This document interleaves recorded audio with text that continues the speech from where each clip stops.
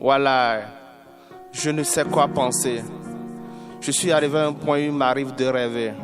La vie est née de la mort. Une chose commence quand une autre finit. Cela veut dire que le monde restera toujours truqué. Au moment où les uns rient et festoient, d'autres pleurent et se lamentent. Car il ne concernera que ta sensibilité. La vie est amère pour certains, douce pour d'autres. Et selon les règles de la vie, l'homme doit tout faire pour garder sa dignité. C'est pour cela que je ne pense pas que la mort d'un quelconque individu ferait le vide dans le rang des humains. La vie de l'homme se réduit à un morceau de sucre qui, trempé dans l'eau, finit par s'épuiser. Tout simplement parce qu'un seul arbre ne forme pas la forêt. J'aimerais faire face à cette polémique qui fait croire aux gens que Dieu peut sevrer. Nous sommes donc obligés de tout faire pour laisser une marque dans la vie avant de mourir. J'imagine plein de choses qui portent atteinte à mon entité. Et ce, grâce à des efforts pénibles. C'est ici-bas le combat du jour et de la nuit. J'essaie de voir et de revoir comment l'homme doit tout faire pour s'en tirer. Nous sommes immergés dans un univers en mouvement. Ralentir, c'est reculer.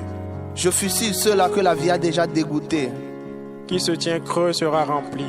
Qui s'abaisse sera élevé. Qui subit l'usure se renouvellera. Car tout au fond de mon cœur, j'ai cette ferme conviction que tout finira par arriver. Nous aurions honte de nos plus belles actions si le monde voyait tous les motifs qui les produisent. Trop de troubles dans ma vie à cause de la fatalité. Un jour, tout sera bien, voilà notre espérance.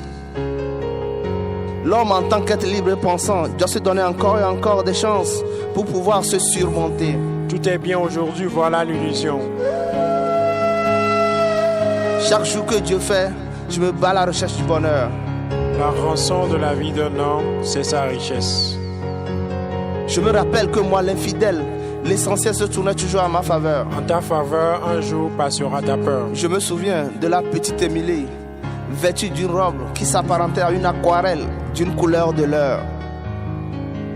Oh, Alessandre, tout est bien aujourd'hui, n'est pas l'heure. Gaston, crois en la vie. Car j'ai cherché à comprendre pourquoi le monde évolue en vice-versa. Pourquoi est-il rempli d'audacieux, mais aussi de froussards? Pourquoi l'un est prolétaire et l'autre bourgeois? Pourquoi l'un émerge dans la souffrance et l'autre la joie? Pourquoi l'un connaît la déception et l'autre l'amour? Pourquoi l'un connaît la tristesse et l'autre l'humour? Pourquoi l'un connaît la stabilité économique et l'autre la pleine crise économique? Pourquoi elle ira au paradis et l'autre en enfer? Pourquoi elle quémande pendant que l'autre ne sait pas quoi en faire? Pourquoi lui il est taré et l'autre si intelligent? Pourquoi lui il est admis au contingent et l'autre banni du contingent? Mais entre pluie et orage, moi Apocalypso, je préfère la pluie. Et toi Gaston? Évidemment, entre pluie et orage, je préfère la pluie. Et toi Alessandre? Naturellement, entre pluie et orage, je préfère la pluie. Entre pluie et orage, nous on préfère la pluie. Et toi Magali? Entre la pluie et l'orage, je préfère la pluie.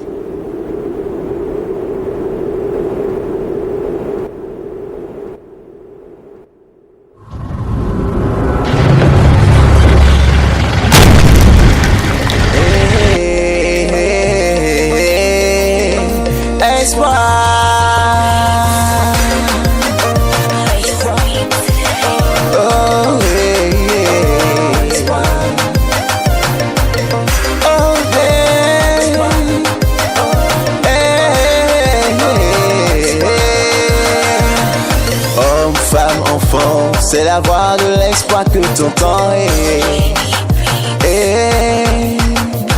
L'espoir, l'espoir, l'espoir. Un thème que tout le monde trouve vague, mais qui vaut de l'or. Dans ce monde où règne la médisance, la calomnie et la haine. Quand tout va mal, faut avoir espoir. Toi désœuvré, faut avoir espoir.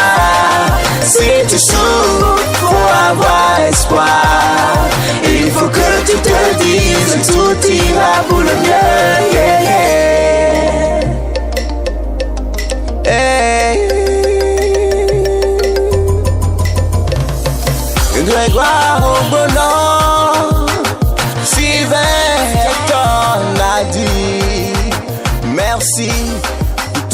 joyeuses pour la Sainte Camille de l'Église.